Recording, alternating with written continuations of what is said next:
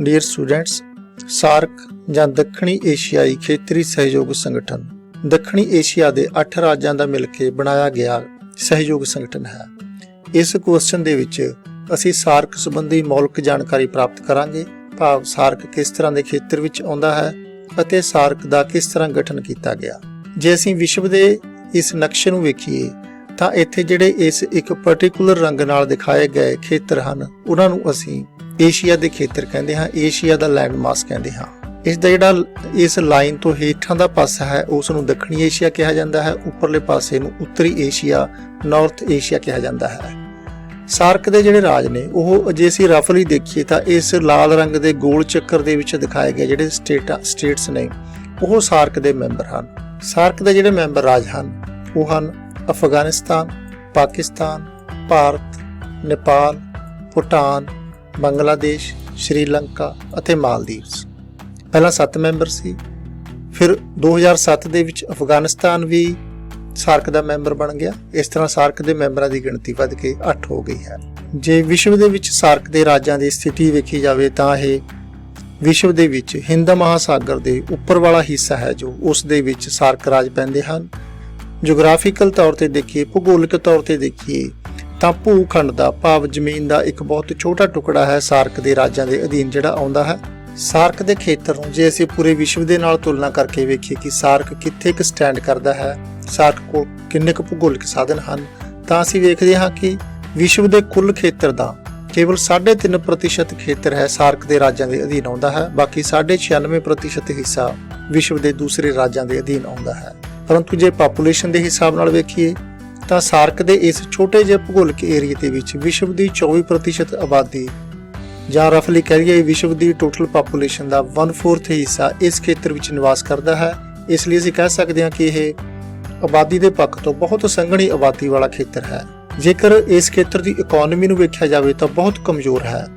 24% population ਹੈ, ਪਰੰਤੂ ਇਹ ਪੂਰਾ ਖੇਤਰ ਹੈ ਜਿਹੜਾ ਪੂਰੇ ਵਿਸ਼ਵ ਦੀ GDP ਦਾ ਕੇਵਲ 4% ਪੈਦਾ ਕਰਦਾ ਹੈ। ਬਾਕੀ ਦੀ 96% GDP ਇਸ ਖੇਤਰ ਤੋਂ ਬਾਹਰ ਪੈਦਾ ਹੁੰਦੀ ਹੈ। ਇਸ ਤਰ੍ਹਾਂ 24% ਲੋਕਾਂ ਦੇ ਹਿੱਸੇ ਵਿਸ਼ਵ ਦੀ GDP ਦਾ ਕੇਵਲ 4% ਹਿੱਸਾ ਆਉਂਦਾ ਹੈ।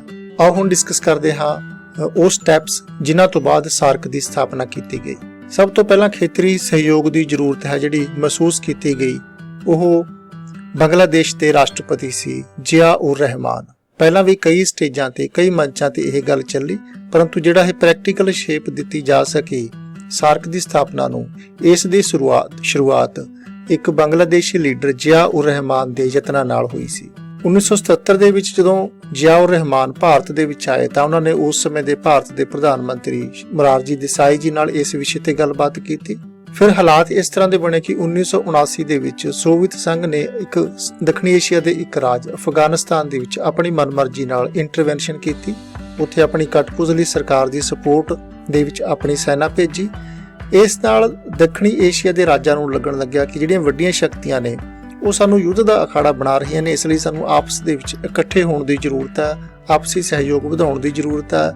ਨੇਪਾਲ ਦੇ ਬਾਦਸ਼ਾਹ ਸੀ ਬਰਿੰਦਰ, ਉਹਨਾਂ ਨੇ ਵੀ ਇਸ ਤੱਥ ਤੇ ਜ਼ੋਰ ਦਿੱਤਾ ਕਿ ਦੱਖਣੀ ਏਸ਼ੀਆ ਦੇ ਰਾਜਾਂ ਨੂੰ ਇੱਕ ਦੂਜੇ ਦੇ ਨੇੜੇ ਆਉਣਾ ਚਾਹੀਦਾ ਹੈ, ਇਕੱਠੇ ਹੋਣਾ ਚਾਹੀਦਾ ਹੈ। ਇਸ ਦਿਸ਼ਾ ਦੇ ਵਿੱਚ ਪਹਿਲਾ ਸਟੈਪ ਚੱਕਿਆ ਗਿਆ।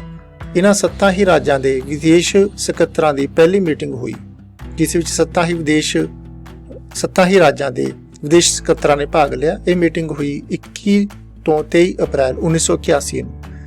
ਇਸ ਮੀਟਿੰਗ ਦੇ ਵਿੱਚ 5 ਖੇਤਰਾਂ ਦੀ ਪਹਿਚਾਣ ਕੀਤੀ ਗਈ, ਜਿੱਥੇ ਇਹ 7 ਰਾਜ ਨੇ ਜਿਹੜੇ ਉਹ ਸਹਿਯੋਗ ਵਧਾ ਸਕਦੇ ਹਨ। ਜਿਹੜੇ ਖੇਤਰਾਂ ਵਿੱਚ ਉਹ ਖੇਤਰ ਸੀ ਖੇਤੀਬਾੜੀ, ਪੇਂਡੂ ਵਿਕਾਸ, ਜਨ ਸੰਚਾਰ, ਮੌਸਮ ਵਿਗਿਆਨ, ਸਾਹਿਤ ਅਤੇ ਆਬਾਦੀ।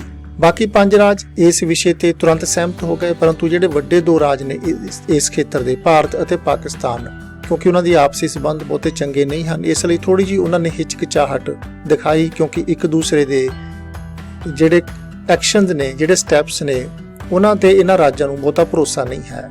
ਇਸ ਮੀਟਿੰਗ ਦੇ ਵਿੱਚ ਜਿਹੜੇ ਰਾਜਾਂ ਤੋਂ ਅੰਕੜੇ ਇਕੱਠੇ ਕੀਤੇ ਸੀ ਉਹਨਾਂ ਦੀ ਸਾਂਭ ਸੰਭਾਲ ਲਈ ਇੱਕ ਕੋਆਰਡੀਨੇਸ਼ਨ ਕਮੇਟੀ ਸਥਾਪਿਤ ਕੀਤੀ ਗਈ। ਵਿਦੇਸ਼ ਸਕੱਤਰ ਪੱਧਰੀ ਵਿਚਾਰ ਵਟਾਂਦਰਾ ਅਗਲੇ ਸਟੇਜ ਤੇ ਗਿਆ ਜਦੋਂ ਦੂਸਰੀ ਮੀਟਿੰਗ ਹੋਈ ਵਿਦੇਸ਼ ਸਕੱਤਰਾਂ ਦੀ 2 ਤੋਂ 4 ਨਵੰਬਰ 1981 ਨੂੰ ਨੇਪਾਲ ਦੇ ਸ਼ਹਿਰ ਕਾਠਮੰਡੂ ਵਿੱਚ। ਪਿਛਲੀ ਮੀਟਿੰਗ ਦੇ ਵਿੱਚ ਜਿਹੜੀ ਕੋਆਰਡੀਨੇਸ਼ਨ ਕਮੇਟੀ ਬਣਾਈ ਸੀ ਉਸ ਨੇ ਜਿਹੜੀ ਰਿਪੋਰਟ ਪੇਸ਼ ਕੀਤੀ ਉਸ ਤੇ ਵਿਚਾਰ ਵਟਾਂਦਰਾ ਕੀਤਾ ਗਿਆ ਇਸ ਮੀਟਿੰਗ ਦੇ ਵਿੱਚ।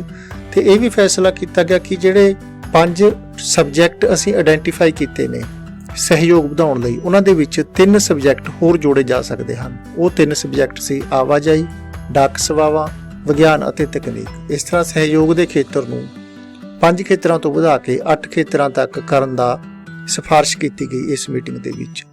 ਤੇ ਜਿਹੜੇ ਨਵੇਂ ਵਿਸ਼ੇ ਸ਼ਾਮਲ ਕੀਤੇ ਗਏ ਸੀ 3, ਉਹਨਾਂ ਦੇ ਵਿੱਚ ਕਿਵੇਂ ਸਹਿਯੋਗ ਕੀਤਾ ਜਾ ਸਕਦਾ ਹੈ, ਉਸ ਦੇ ਲਈ ਅਧਿਐਨ ਸਮੂਹਾਂ ਜਾਂ ਸਟੱਡੀ ਗਰੁੱਪਸ ਦਾ ਗਠਨ ਕੀਤਾ ਗਿਆ।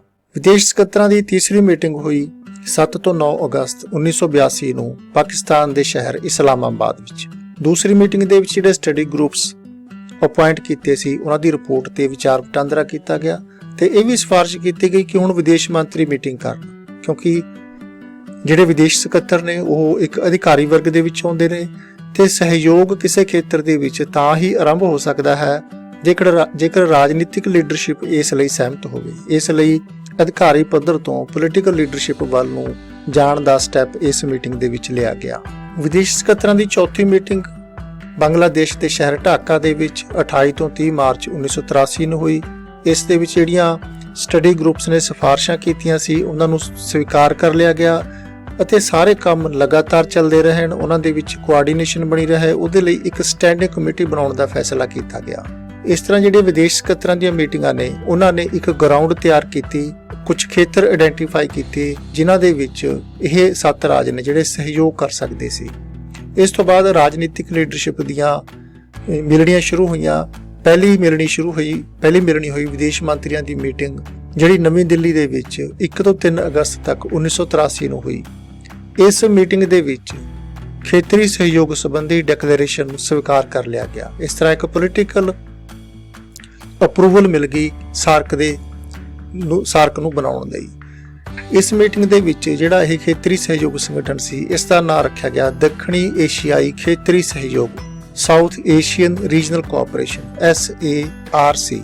ਵਿਦੇਸ਼ ਮੰਤਰੀਆਂ ਦੀਆਂ ਮੀਟਿੰਗਾਂ ਦਾ ਸਿਲਸਿਲਾ ਅੱਗੇ ਇਸ ਤਰ੍ਹਾਂ ਚੱਲਦਾ ਰਿਹਾ। ਦੂਜੀ, ਤੀਜੀ, ਚੌਥੀ ਮੀਟਿੰਗ ਇਹਨਾਂ ਵਿਦੇਸ਼ ਮੰਤਰੀਆਂ ਦੀ ਹੋਈ।